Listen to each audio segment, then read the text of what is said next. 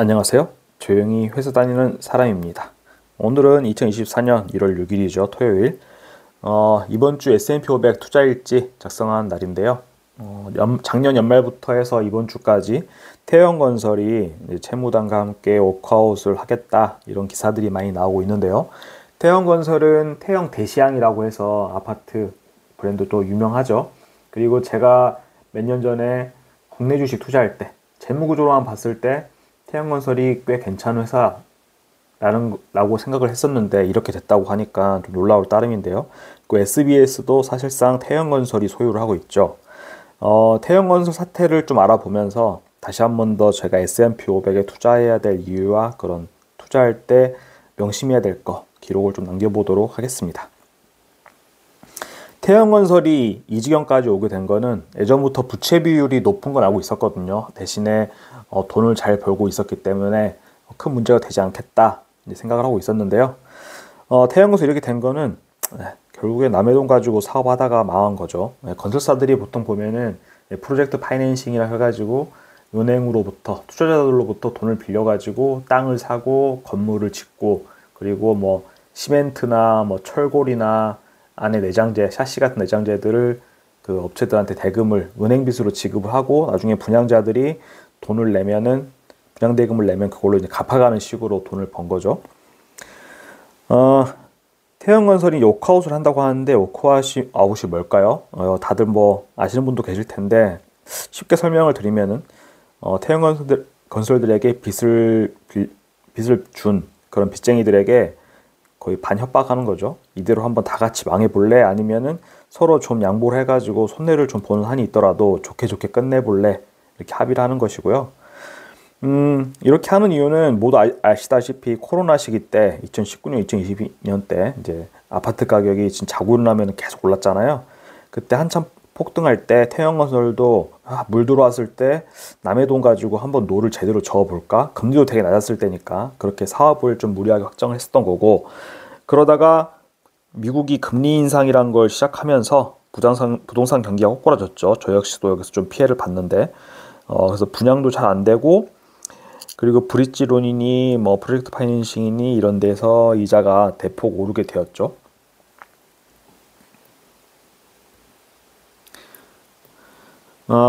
부동산 투자를 한다는 것 자체는 남의 돈을 갖다가 레버리지를 크게 땡기는 거기 때문에 잘 될 때는 정말 순식간에 부자가 될 수 있을 만큼 좋지만 망할 때는 폭삭 망할 수 있다는 점에서 하이 리스크 하이 리턴이라고 저는 생각을 합니다. 건설사 같은 경우에는 진짜 수백억, 수천억, 수조 원을 빌려가지고 건설 사업을 벌리죠. 그래서 빚을 시작하는 겁니다. 빚으로 시작해가지고 사람들에게 나중에 이제 비싸게 분양을 해주고 이제 하면서 이윤을 남기는 어떻게 보면 대형 금융 프로젝트라고 생각할 수도 있는데요. 부동산 뭐 개발 단계별로 보면은 착공하기 전에 땅을 사죠. 브릿지론 가지고 땅을 사고 그리고 본 PF 대출을 통해 가지고 공사비를 마련합니다. 그리고 분양받은 사람들에게 이제 저도 이제 분양받아서 아파트 들어와서 보니까 중도금이란 거를 내 명의로 은행한테 빌리죠. 그래서 납부를 하죠. 건설사는 그 돈을 가지고 자재들을 사가지고 차곡차곡 아파트를 올리겠죠. 그리고 입주해서 제가 잔금을 최종 치르면은 건설사는 이런 프로젝트 파이낸싱 은행한테 빌린 돈을 최종 상환하고 그래서 이윤을 남기고 이제 빠지는 방식이 되는 거겠죠. 사실상 이제 더 쉽게 이해할 수 있도록 저희 생각해보니까 저희도 한때 프로젝트 파이낸싱 사업을 진행했었더라고요. 2021년도에. 그게 뭐냐라고 하면 구축 아파트를 사서 갭 투자로 전세를 내주고 거기서 시세 차익을 따먹으려고 했던 것 자체가 어떻게 보면은 저희는 카카오뱅크를 당시에 이용했었는데 카카오뱅크로부터 이제 PF 대출을 받은 셈이죠. 이거에 빗대서 한번 설명을 해보겠습니다. 먼저 착공 전 단계 이때처럼 저도 갭투자 초기 단계가 있었죠. 갭투자 대상 아파트를 물색을 했고 적당한 매물을 찾은 다음에 가계약간 300만 원을 당일날 바로 입금을 했습니다. 근데 이때 300만 원 어디서 나왔느냐? 원래 그 달에 적금을 넣어야 될 돈이었는데 거기서 일부 인출해가지고 가계약금을 쐈죠. 그러고 나서 갭투자 아파트를 이제 계약금을 이제 납부하게 됩니다. 그래서 3천만 원 정도를 카카오뱅크 마이너스 통장에서 인출을 해가지고 그 매도하시는 분에게 입금을 했고, 그리고 초기 공사비처럼 구축이었기 때문에 최대한 돈을 아껴가지고 반셀프 인테리어를 했거든요. 그래서 1,000만 원을 추가로 마이너스 통장에서 인출해서 뭐 타일 업체, 그리고 아니면은 벽지 도배 업체들 이런데 납부를 지급을 했고요. 그 다음으로 이제 분양대금 단계에서 본 PF 일부 상환 뭐 이렇게 말할 수도 있는데, 전세 세입자를 세팅하는 단계에 이제 들어갔습니다. 당시에 그 아파트 단지가 전세가율이 한 80% 정도 됐었고, 그때 세입자를 이제 어떻게든 찾아가지고 보증금을 이제 받기로 했죠. 그래서 제가 납부해야 될, 매도자에게 줘야 될 그 매수 금액의 한 80% 정도를 세입자의 전세 보증금을 충당을 하고, 나머지 부족한 거는 또 추가로 카뱅 마통에서 인출을 해가지고 최종 100% 이렇게 만들어가지고 매도자에게 납부를 했습니다. 그럼 마지막 준공 이후의 단계, 전세 세팅한 이후의 단계로 보면은, 저는 이제 거기서 나아가는 방법은 아파트를 결국에 매도를 하고 더 높은 가격에, 그래서 수익 실현을 하는 건데요. 한때는 부동산 경기 한참 좋을 때는 저희 1억 5천 이상 이렇게 아파트가 가격이 올랐던 시절이 있었습니다. 하지만 2022년이 되니까 저 역시나 부동산 경기 침체가 왔죠. 미국에서 금리 인상하면서. 그래서 뭐 이래저래 해서 거의 본전으로, 손해를 볼 것 같아가지고 본전으로 매도를 하고 끝이 났죠. 그래서 이런 부분에서 저희는 손해를 보지 않았고 빚을 모두 청산했다는 점에서 태형건설보다 나은 상황이었는데, 이런 식으로 아파트를 도는 방법, 아파트로 돈을 버는 거는 태형건설이 이렇게 사고를 친 것처럼 리스크를 안고 투자를 하고 하는 것이다. 이런 거를 좀 생각해 보셔야 될 것 같고요. 이러거나 저러거나 어쨌든 남의 돈으로 투자하는 거는 수익도 물론 크지만 리스크도 크게 따른다는 거죠. 투자라는 게 이런 짤방 되게 유명하잖아요. 우리가 투자를 할 때 아파트든 주식이든 이렇게 순탄하게 오를 거라고 생각을 하고 투자를 하는데, 실제로는 이렇게 굴곡이 있죠. 아파트도 그렇고 주식도 그렇고. 좋은 때와 나쁜 때라고 이제 표현을 하는데, 좋았다가 나빠졌을 때가 문제입니다. 나빠졌다 좋아질 때는 매일매일 자고 일어나면 가격이 올라있을 거기 때문에 좋은 일밖에 없잖아요. 나빠졌을 때 저는 너무 내가 죽을 만큼 고통스럽지 않아야 된다라고 생각을 하면서 투자를 하고요. 두 번째로, 나빠졌을 때 나빠지는 건 어쩔 수 없다고 치는데, 재기가 불가능할 정도로, 회복이 불가능할 정도로 사람이 이제 망가지거나 재무 구조가 망가지진 않아야 된다. 이렇게 너무 망가지면 워크아웃을 하거나, 개인 같은 경우는 이제 신용불량자가 돼가지고 개인회생 같은 걸 해야 될 정도로 망가지면 또 안 되겠죠.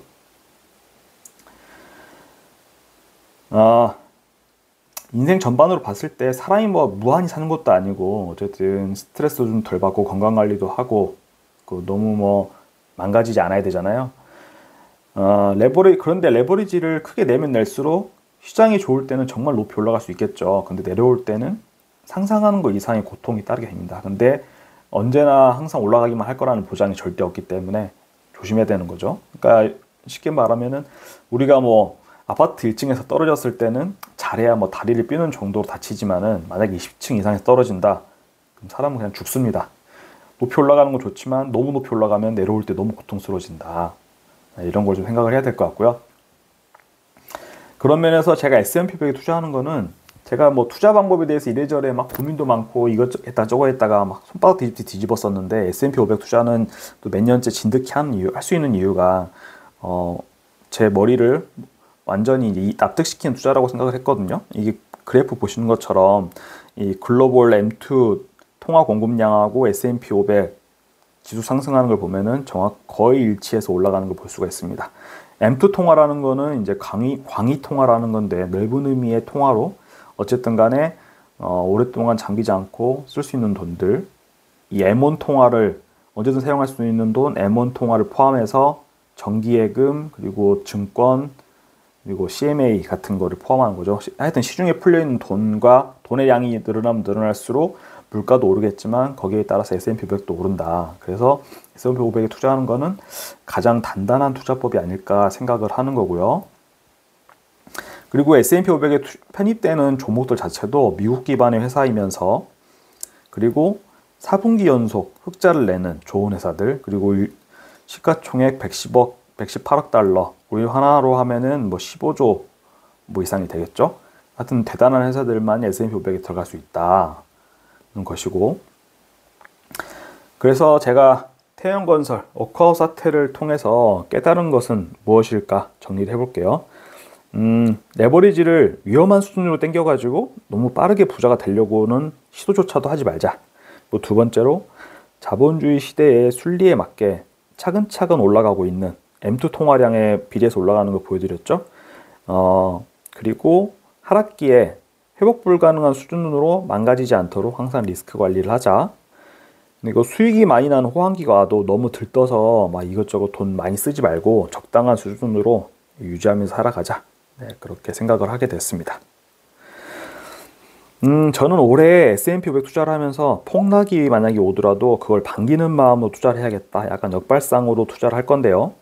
저는 한 달에 한 번 월급 받는 날 타이거 미국 S&P 500과 VO를 매수를 하는데, 일회 매수 금액은 최소 200만 원에서 최대 1,300만 원까지 이렇게 할당을 해놨습니다. 만약에 매수하는 당시의 주가가 52주 최고가면은 200만 원어치만 매수를 할 거고요. 52주 최저가면은 1,300만 원어치 매수를 할 겁니다.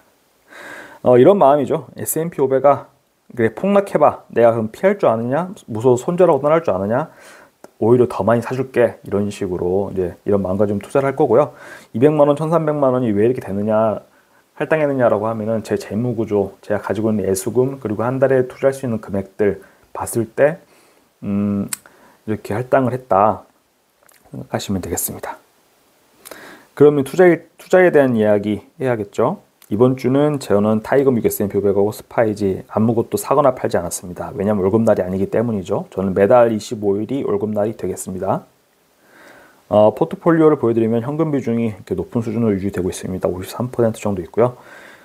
타이거 미국 S&P 500이 24%인데 올해는 VO보다 더 압도적으로 아마 타이거 미국 S&P 500의 비율이 높아질 거라고 보고 있고요. 마지막으로 경제적 자유 달성 현황인데요. 지금 한 8천만 원 가까이 이렇게 S&P 500에 투자를 하고 있습니다. 그리고 경제적 자유 목표 달성률을 기록하고 있는데, 이번 주는 소폭 하락해가지고 28.61%. 네, 100%가 되는 순간 뭐 은퇴를 하겠다, 퇴사하겠다 이런 뜻은 아니고요. 어느 정도 내가 회사에 정말 뭐 생계를 위해서 다녀야 되는 수준은 최소한 벗어나는 거다. 자아실현이나 뭐 하고 싶은 일이라서 하는 거를 선택할 수 있는 단계가 온다 라고 보시면 되겠습니다. 네, 그럼 오늘 영상도 봐주셔서 감사하고, 네, 이번 한 주 열심히 사시느라 고생 많으셨습니다. 그럼 이만!